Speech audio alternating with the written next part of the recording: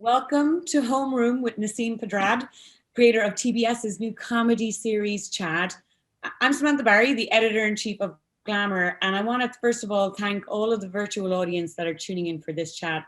I know I wish I could be in Austin, where myself and Naseem would definitely be going for margaritas and tacos after this talk.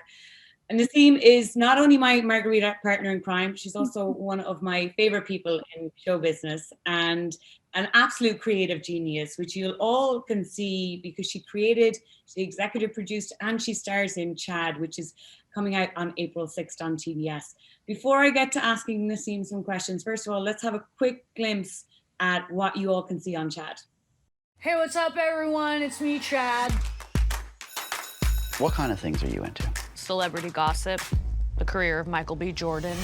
Today's the first day of high school, and I want to be popular. Why? Because fitting in rocks.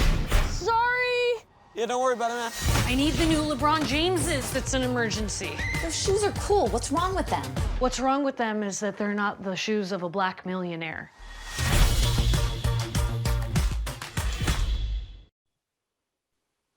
That's just a taste. I've binge watched the whole series, and it is one of the favorite things I've seen all year. Naseem, tell me about Chad. What is the series about? I'm so excited it's finally coming out. Chad is the story of a very awkward Persian American boy who's navigating his freshman year of high school on a mission to become popular. And it was such a fun part to play because he is at times, as you've seen, genuinely unhinged. And yeah, he wants to be popular and he wants it at all costs. There's nothing he's not willing to do, including throwing his friend under the bus, lying. And yeah, he can be very selfish and impulsive in his quest to gain popularity and, you know, some social currency at school, but it's coming from such a desperate place and a transparent place that a lot of the comedy comes from that. When he's a character that is sometimes you're rooting for him, but often you're not, and you're not sure about what you're going to be feeling in any given episode. How was it to write? First of all, not only write that character, but also executive produce and star. That's a first for you. Tell me about that process. Yes. Yeah, it's been amazing, you know. It's been a real labor of love. This project began, I think I wrote the first draft 5 years ago. It was set up at one network, didn't end up happening there, and then years later found a home at TBS. And you know, normally as an actor, you pop into a show, you act, you know, for a few days and peace out, and they edit it, and you're kind of a guest in someone else's home. So this was the first time that I got to be involved in every aspect of the show and sort of create this world and this character from scratch. And, you know, everything from the characters to the tone to the comedic sensibility of the show. We started, you know, with a blank slate. And then once I figured out what I really felt my vision for the show was, I got to just hire all these incredibly talented people, you know, from hair and makeup to the DP to the editors I worked with to help bring that vision to life. So it's been a real journey, and it's been such a joy. I'm so excited it's finally coming out. You're one of the most glamorous women I know, but you decided to make the character that you would be a 14-year-old boy. Yes. Why? Well, I mean, I have played young men in my career before. It's certainly not the first time I've trafficked in that area, but this felt really different. It's really grounded and you know, hopefully people watch the show and just forget that an adult woman is playing Chad. But I don't know, when I started developing the character, it was really just, it was making me laugh, and I felt like I could really disappear into looking like a young boy. Because of the wig and the eyebrows and the posture. And then once I started, you know, playing with like how he would sound and, you know, lowering my voice a little and finding a way that he kind of chews on his words and stumbles a bit, I felt like I could just really disappear into this character. And, you know, spending this much time creating a show and being involved in every iteration of it, I knew it would be a big undertaking. So I wanted to make sure that I found something that would be really fun to play. And it has been. I mean, we laugh so much on set, and yeah, it's been really fun. It's been really Tell fun. us about the hair and makeup, and have you ever left the set of Chad still in Chad hair makeup as the 14-year-old? I have had to like run a quick errand on set during lunch, like going into a drugstore to buy something, and it's actually kind of amazing how much I do look like a little dude convincingly. But sometimes people just know something's off, like they can't quite put their finger on it. But, it's a whole transformation. The eyebrows, I feel like, really help sell it. And yeah, sometimes I feel like our very first table read, I dressed up as Chad, and most people there knew that, I was in character, but the woman that was brought on to be the on-set teacher for the other, because I'm playing off of teenagers that are actual, the other characters are played by actual teenagers. The woman who was the on-set teacher didn't really know. She didn't know I was playing Chad, and she was like a couple feet away from me, and she was like, "And the young gentleman playing Chad, sir, what grade are we in? What grade are you in?" And I was like, "Oh no, I'm fully an adult woman." So that's fun. It's a testament to my team who is responsible for the transformation. They do such an amazing job. But yeah, it's cool to get to just dive into something so outside of anything I would normally play. It's great. And you talk about him kind of stumbling over his words, and I thought that was such an interesting kind of character tick that he has throughout, where he's like trying to say these big words and he's just mumbling them. Another part of his personality, which I thought was really interesting, he plays a young Persian man, but a lot of the series is him struggling in often hilarious ways in running away from that identity and towards other people's, whether that is K-pop, whether that is his mom's black boyfriend. Tell us how identity plays a part for you in the series. Yes, well, as you said, Chad is desperately searching for an identity, but he's doing it in all the wrong ways. Instead of trying to figure out who he is, more often than not, he just latches on to someone else's. If he meets someone cool, he's like, "Oh, I'll just copy what they do and follow them around all day and just act exactly like we're the same person. And then people will like me." He's just so trying to find his footing into just what it means to be like a cool teenager. And he's often misguided in that. He's so quickly and transparently, the second he meets someone that has any sort of swagger or confidence, just wants to be like them. And yeah, that's definitely at the core. And you do meet a few characters throughout the first season that have to sort of endure that aspect of Chad and put up with his sycophantic ways. Talking about that, and the South by Southwest audiences will have had access to this, which is one of the episodes where Chad crashes his mother's boyfriends, hang out with his friends. And when I mean to say, Nasim, I laughed out loud and cringed constantly through the whole 30 minutes, because it did feel like that cringe comedy, which is very uncomfortable but brilliant. How do you, as a writer and a creator and a star, think about when you're going into those situations, because you're bringing cringe and comedy together?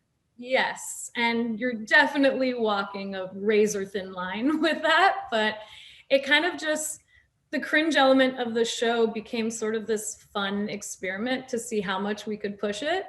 And it was also like a show where I would improvise a lot on set, and we would try things, and sometimes we just knew oh, that might be too far. It's so uncomfortable to sit in sometimes, but we're certainly not the first show to do that. I'm a huge fan of Lisa Kudrow's show, The Comeback, for example. And she, I feel like, does that so well, that cringe comedy. So for me, my goal was just to have it come out of like a truthful and honest place with the character, not just be cringy for the sake of it, but for people to know exactly like where Chad is at mentally when he makes all the mistakes that he makes and when he gets in his way the way that he does. And so, yeah, it feels oftentimes like watching a very slow car accident when Chad is just riffing with his peers. But again, I think that's also the engine of the, I do think that's also a lot of the engine of, you know, the comedy of the show, which we could push so much further with me playing Chad as an adult woman who's in on the joke rather than watching an actual teen actor suffer through that. Did you ever break character? Because there's that moment again that I talked about the South by Southwest audience have access to, which is that breakup and the very last scene. I thought you guys had taken it so far, and then you came out the parting shot from Chad as he was leaving the party he had crashed, and I was like, I can't believe they did it. I can't believe it. Was there any moment while you were filming that you broke character? Oh yeah, we were breaking character often. It was at times a very expensive shoot because we would just have to like reset and do the takeover again. But that to me is like the joy of making something, is like if people are having fun and having a good time. It was great. Yeah. And I feel like getting to improvise and try things keeps the shooting process also from just feeling stale, you know, hearing the same lines over and over. So we had a ton of fun on set, and the actors on the show were so amazing and would dish it right back, you know, incredible improvisers. And I got so lucky to be surrounded by that cast and supported by them, because, you know, Chad is in pretty much every single scene, and it's just helpful to have something that keeps it fresh and fun and funny. So that dynamic that we had was really awesome. Was there anybody in your life that inspired Chad? Was he drawn from anybody you know?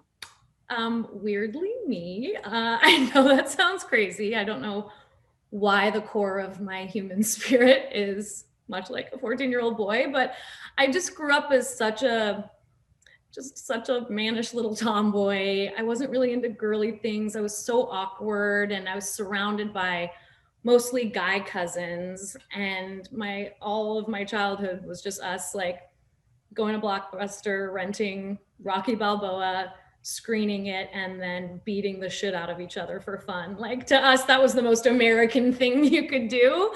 And so we were just these immigrant kids that, you know, felt caught between these two cultures. We had our Persian heritage, but, you know, when you're a teenager, you just like so desperately want to fit in. So at times the Persianness felt a little embarrassing, which obviously is what I explore in this show. And so, yeah, I really drew from my own childhood in so many ways. I love writing about the awkwardness of adolescence, and I just really wanted to create something that felt authentic to my experience growing up in America as an immigrant kid, just like finding my way. And yeah. Well, how important was it that character was of Persian descent? As you said, like this immigrant family, first generation, and it's something you explore very in comedy gold throughout the series. How important was it that Chad was of Persian heritage? I mean, to me, that was the whole genesis of the show, is like, you know, they say, write what you know. And I just felt like I also hadn't seen that, you know, on television before. Again, when I started this a few years ago, there hadn't even been a half-hour comedy centered around a Middle Eastern family. And certainly when I was growing up, I feel like even a lot of the representation of Middle Easterners that was on television was oftentimes negative. So I was so excited to create, you know, a Middle Eastern character and to write one from an empathetic place where they got to be really funny and relatable, but also flawed, and with flaws that were relatable. So for me, bringing the cultural specificity of it was really important. And I think also helps make it different than other shows that we see on TV. So for me, that was a big part of it, and drawing from just, again, my own childhood, my own experiences, feeling in between these two cultures. And I think teenagers in general are already struggling to identify their identity. And when you're an immigrant kid, sometimes that cultural piece just feels like this extra obstacle to get through, you know, in your effort to fit in. So it just gave him another little bump in the road, I felt like. Love that. How much research did you have to do in terms of what it's like to be a 14-year-old kid in today's world versus, you know, the landline world that we might have grown up in, you know, the social media free world? Right. Did you know, sit down with the kids in terms of TikToks and learning all of the lingo? How did you do your research? It was a pretty steep learning curve for me. But again, because it's set today, the show is, so I wanted to make sure to get it right, not just in terms of my own character, but in establishing the world. And, you know, there's scenes at school and classrooms and so, well, one thing, it was really helpful to have actual teenagers on the show, because I could always just be like, hey, would you ever do this, like, in real life? But also I called up some friends that had children that age, and I had lots of meetings and FaceTimes with actual 14-year-olds, just to make sure we got it right. And then, you know, in terms of character development, not gonna lie, cracked open some diary entries of my own from my peak awkward years, which were pretty much all of junior high. And just, you know, again, I wanted it to feel honest, and I wanted to just speak to the experience I had, because it's just also such a funny age. At that time, even the most trivial thing can feel like it has life or death consequences, and the stakes just feel so high. So again, as an adult, kind of being in on the joke, playing this teen character, I thought it'd be fun to kind of give a nod to all that in the performance. Have you shown your family some screeners? Have they seen it? I have. Well, incidentally, I have an episode where Chad goes off on a little expedition with his very Persian uncle and the uncle's Persian friends. And so I needed to cast like middle-aged to mid-70s older Iranian men. And I was like, I'm just gonna go for it. I'm gonna cast my dad, who's not an actor. And he was so down, had literally never been on a set in this way. Like, he's visited me here and there on set, but it's such a different experience when you're getting picked up at 5 a.m. and sitting in hair and makeup and, you know, walking through a blocking rehearsal. So it was so fun to have him play that part, and we gave him a line and he killed it. But he's not amazing.